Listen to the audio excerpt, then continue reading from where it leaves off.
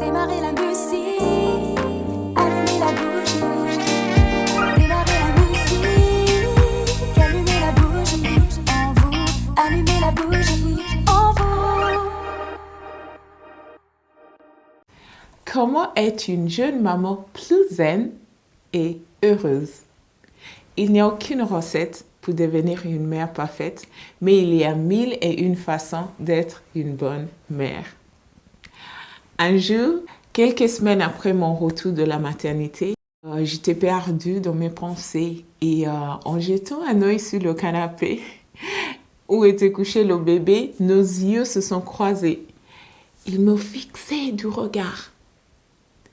Il y a eu un grand silence entre nous et à cet instant précis, j'ai pensé qu'il n'y avait pas de maman qui allait venir le récupérer le soir.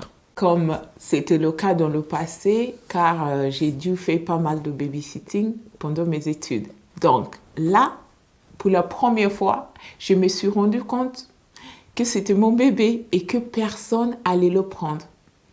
Et qu'il allait toujours être là.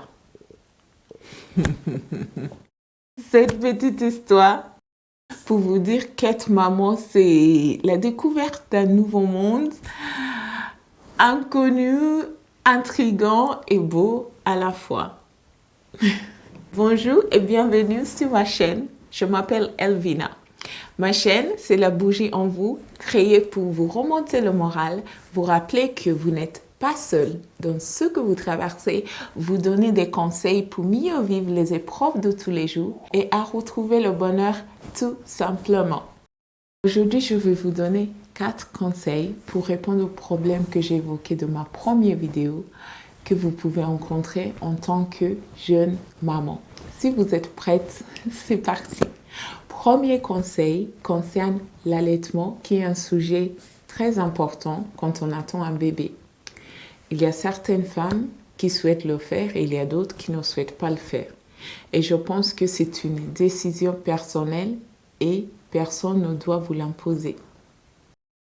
Et j'ai évoqué aussi dans ma première vidéo que l'allaitement peut être compliqué. Il faut le dire également, ça peut être compliqué pour certaines femmes, mais ça peut être plaisant pour d'autres. Personnellement, je voulais le faire, mais ce n'était pas facile du tout.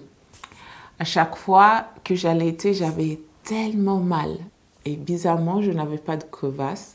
Ce sont des petites lésions autour des tétons qui font très mal. Mais ne vous inquiétez pas, si c'est votre cas, il y a des crèmes et des pommades pour vous soulager. Me concernant, on m'a dit que j'avais les tétons sensibles et j'ai failli arrêter d'allaiter au bout de 4 à 5 semaines. Mais heureusement, ça a commencé à aller mieux et puis après ça, c'est terminé tout seul. Donc, il vous faut beaucoup de patience, mes chers. Beaucoup de la patience. Oui. Et encore une fois, je pense que cette décision d'allaiter ou pas appartient à la maman. Et si vos enfants sont nourris avec du lait en poudre ou du lait maternisé, si vous voulez, ça n'empêche pas une croissance normale. Donc, vous avez le choix. Deuxième conseil concerne les bébés qui ne dorment pas beaucoup la nuit. Il faut dire également qu'il y a des bébés qui dorment trop, beaucoup trop même. J'ai déjà entendu qu'il y a des mamans qui réveillent leur bébé parce qu'ils ont trop dormi, par exemple, 10 ou 12 heures d'affilée, même en journée. Pour les mamans qui ont des bébés qui ne dorment pas beaucoup la nuit, vous pouvez être fatigué et facilement irritable à cause du manque de sommeil, c'est normal. Et je vous conseille vraiment de profiter du moment où votre bébé dort pour vous reposer parce que sinon, la fatigue accumulée pèsera sur votre corps et vous ne serez pas capable de vous occuper correctement de votre bébé. Donc, s'il vous plaît, pensez aussi à votre bien-être en tant que maman. C'est très, très important. On arrive à notre troisième conseil qui concerne également le sommeil. C'est le cododo, c'est-à-dire dormir à proximité de votre bébé ou dans le même lit. Comme je vous ai déjà conseillé dans ma vidéo précédente, il faut apprendre à vous écouter et à vous faire confiance. Ce n'est pas parce que toutes les femmes que vous connaissez ne font pas le cododo avec leur bébé que vous êtes aussi obligé de faire pareil. Il y a certains professionnels de santé qui vous le déconseillent à cause des dangers, par exemple la mort subite du nourrisson. Mais si vous vous sentez capable de dormir à côté de votre bébé en toute sécurité, allez-y, faites-le. Et sinon, il y a des couffins, une sorte de petit berceau que vous pouvez aussi placer à proximité de votre lit pour avoir votre bébé à portée de main. En tout cas, pour les mamans qui allaitent et qui ne souhaitent pas se déplacer pour aller dans la chambre de leur bébé pour les téter, le cododo est vraiment pratique. En plus, il est bénéfique pour le développement et la sérénité de votre bébé.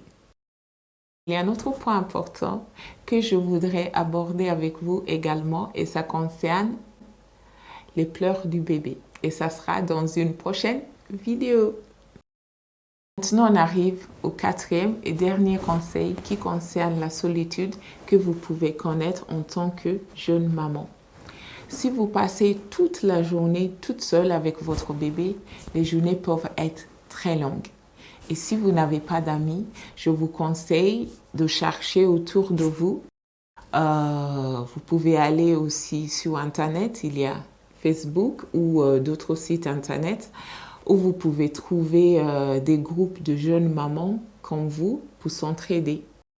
Et le fait de partager vos expériences fait beaucoup de bien au moral. Et qui dit une maman épanouie, dit un bébé heureux. Voilà mes chers. Voilà la fin mes chéris. Si vous avez aimé la vidéo, merci de liker en appuyant sur le pouce en l'air juste en dessous de la vidéo. Et n'hésitez pas à m'écrire si vous avez des commentaires ou des suggestions. Et enfin, pour soutenir la chaîne, merci de vous abonner. Je vous dis, allumez la bougie en vous. Plein de bisous et des câlins. Allumez la bougie.